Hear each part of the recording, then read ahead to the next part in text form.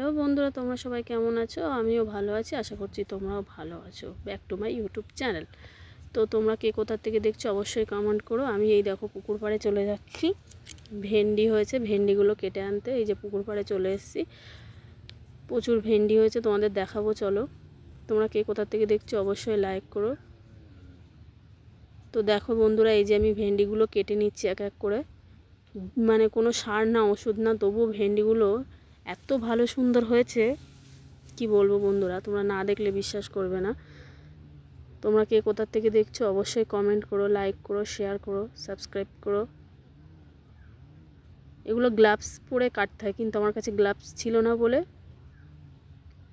দেখো বন্ধুরা, ভেন্ডিগুলোর কত বড় বড় হয়েছে, কোনো ওষুধ কিন্তু দেওয়া না।